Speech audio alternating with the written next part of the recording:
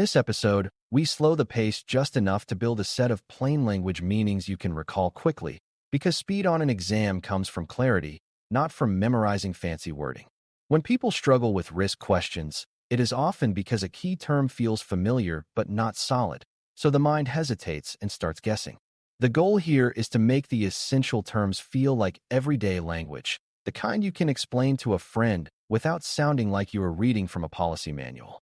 That matters for the AI risk space because many terms are used loosely in conversation, and loose meanings create wrong decisions. As you listen, notice which words feel instantly clear and which ones still feel slippery, because the slippery ones are usually where exam distractors hide. By the end, you should be able to hear a key term and immediately connect it to what it changes in governance, program work, and lifecycle control. Before we continue, a quick note. This audio course is a companion to our course companion books. The first book is about the exam and provides detailed information on how to pass it best.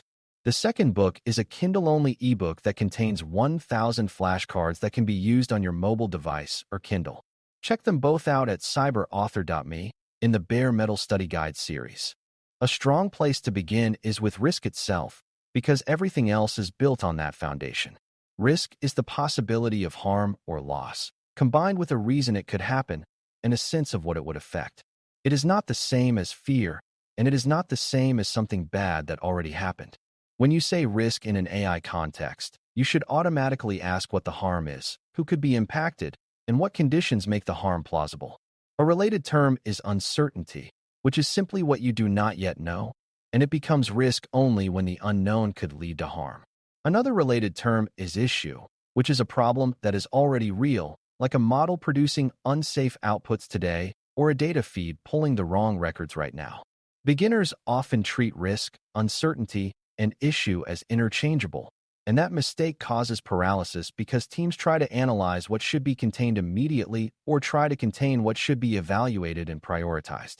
Once risk is clear, you can place it into two important forms that show up constantly: inherent risk and residual risk.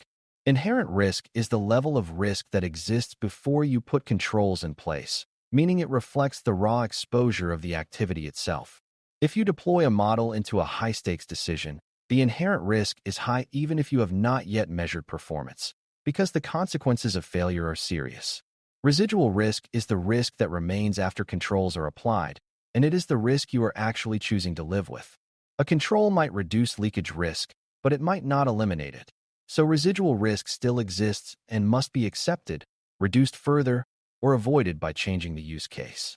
A related idea is risk acceptance, which is the act of deciding that residual risk is within tolerance for now, with a clear owner and a plan for monitoring.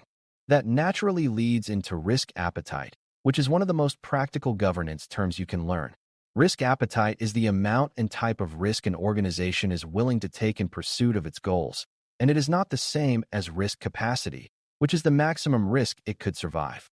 Appetite is about choice, not about physics, and it can vary by area, such as being more conservative about safety and privacy while being more flexible about minor productivity experiments.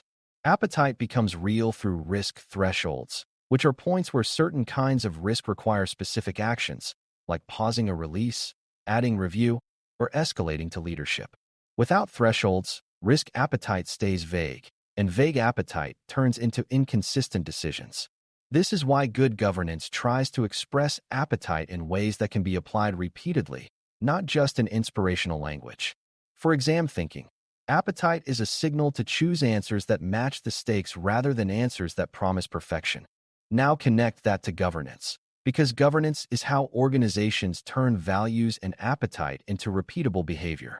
Governance is the oversight system that sets direction, defines decision rights, assigns accountability, and checks that the program stays aligned with obligations and goals. A program is the operational machinery that makes governance real, meaning the processes, routines, controls, and reporting that happen day to day. Control is another essential term, and a control is simply a safeguard that reduces risk, detects problems, or helps correct harm after an issue occurs. Controls can be preventive, like restricting what data can be used, detective, like monitoring for unsafe outputs, or corrective, like an incident response process that removes exposure and fixes root causes.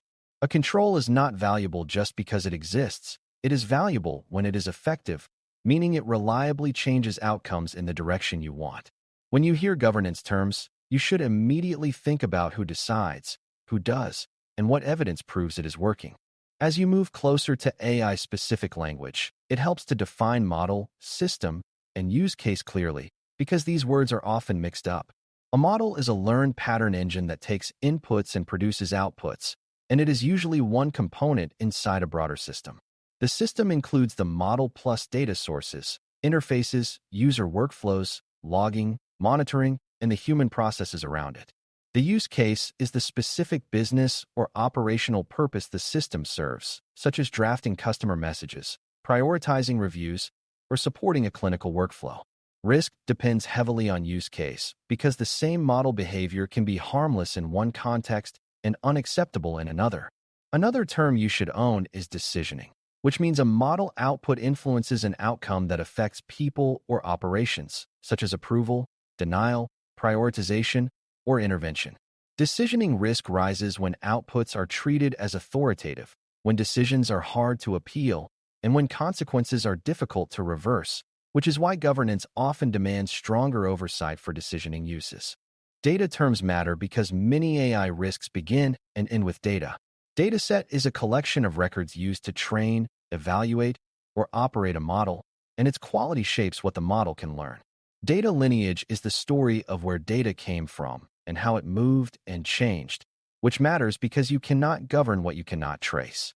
Data classification is the practice of labeling data by sensitivity, such as public, internal, confidential, or restricted, so controls can match risk. Training is the process of adjusting a model using data so it learns patterns, and inference is the process of using the trained model to produce outputs in real time or batch use. Beginners sometimes assume training is where all risk lives, but inference creates risk too, because that is where outputs touch people, decisions, and external audiences. When you see data and lifecycle language together, it usually signals that governance must cover both how data is used and how outputs are applied. A term that shows up repeatedly in AI governance is drift, and drift is the slow change in model behavior or performance over time because the world changes, data changes, or usage changes. Drift matters because a model can appear safe at launch and become unsafe later without a dramatic event that announces the change. Monitoring is the practice of watching signals that indicate drift, failure patterns, misuse, or control breakdown, and it is a core lifecycle discipline, not a bonus feature. Another related term is validation, which is the structured evaluation of whether a model is fit for its intended use, including whether it performs acceptably for the populations and contexts it will affect. Testing is broader and can include many kinds of checks, but validation implies decision readiness, meaning you are assessing the model as something you might actually deploy. When you hear drift and validation, think about ongoing responsibility, because governance is not complete when a system goes live. It continues through monitoring, reassessment, and controlled change. Fairness and bias terms are often where beginners feel unsure, so it helps to make them plain.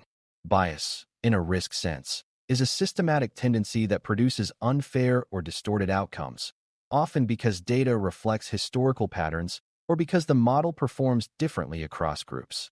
Fairness is the goal of reducing unjustified differences in outcomes, especially when the system affects opportunities, rights, or safety. Discrimination is the harmful result when certain groups are treated worse without a legitimate reason, and it can occur even if a model never uses sensitive attributes explicitly, because proxies can sneak in. Representation is another critical term, meaning whether the data includes enough examples of the people and situations the system will face, because underrepresentation often leads to worse performance and higher harm for those groups. A common misunderstanding is to treat fairness as a one-time checkbox, but fairness is monitored and managed over time because data, usage, and social context shift. In exam scenarios, fairness language is often a clue that stronger governance and review are required, not just a quick tuning tweak. Transparency, explainability, and traceability are closely related, but they are not identical, and understanding the difference helps you choose better answers. Transparency means being clear about what the system is doing, why it is used, and what its limitations are, so people are not misled. Explainability means being able to give understandable reasons for outputs or decisions, especially when people are affected and deserve clarity.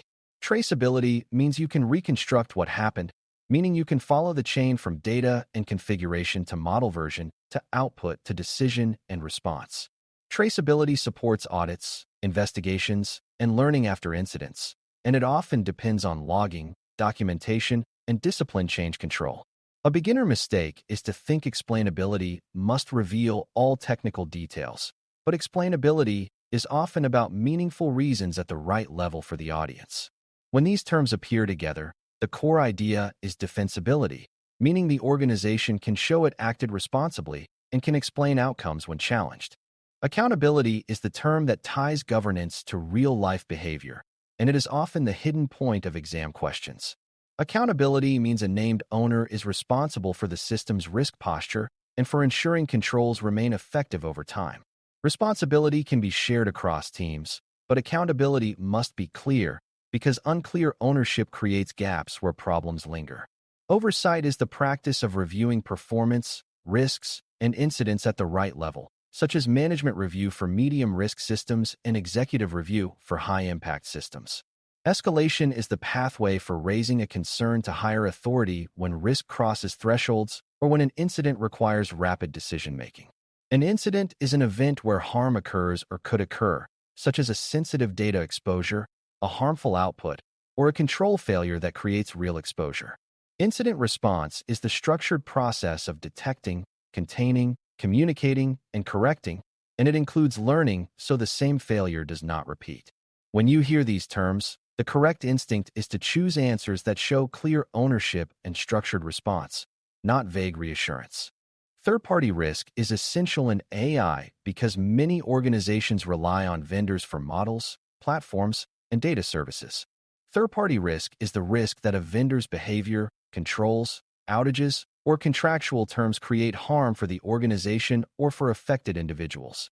Due diligence is the process of evaluating a vendor before adoption, including what they claim about data use, security, and support. Contractual safeguards are the terms that define responsibilities, such as what happens during incidents, what disclosures are required, and who bears costs if legal claims occur. Another term you may hear is assurance, which means evidence that controls exist and operate, often provided through reports, audits, or structured attestations. A beginner misunderstanding is assuming vendor reputation equals safety, but governance expects the deploying organization to understand what it relies on and to maintain oversight. When a scenario includes a vendor, the safer answer usually involves clarifying obligations, verifying claims, and ensuring monitoring and incident pathways include the vendor relationship. Leakage is one of the highest yield terms in generative AI governance, and it means sensitive information leaves approved boundaries, either through user inputs, system connections, or model outputs. Sensitive information can include personal data, confidential business strategy, proprietary methods, unreleased product plans, or protected customer information. Confidentiality is the principle of keeping information accessible only to authorized parties, and it is a foundational security and trust expectation. Privacy is about appropriate handling of personal information and respecting rights and expectations around that data. Data minimization is a practice where you use only the data needed for the purpose, reducing exposure by not collecting or sharing extra information. Retention is how long data is kept, and it matters because data kept longer creates longer exposure windows. A key misunderstanding is that a tool being useful implies it is safe for any input, but governance treats sensitive inputs as a special case that requires stricter controls and often approved alternatives. As we close, the purpose of this essential terms review is to make sure the words you will hear on the exam immediately trigger the right meaning and the right governance instincts. Risk, inherent risk, residual risk, and risk appetite should guide how you prioritize and how you decide what must happen before deployment. Governance, program, control, and effectiveness should guide how you think about repeatable safety, not one-off fixes. Model, system, use case, and decisioning should keep you focused on context because risk depends on how outputs are used, not just on how models are built. Data, drift, monitoring, fairness, transparency, traceability, accountability, and incident response should remind you that AI risk management is lifecycle work with real consequences and real ownership.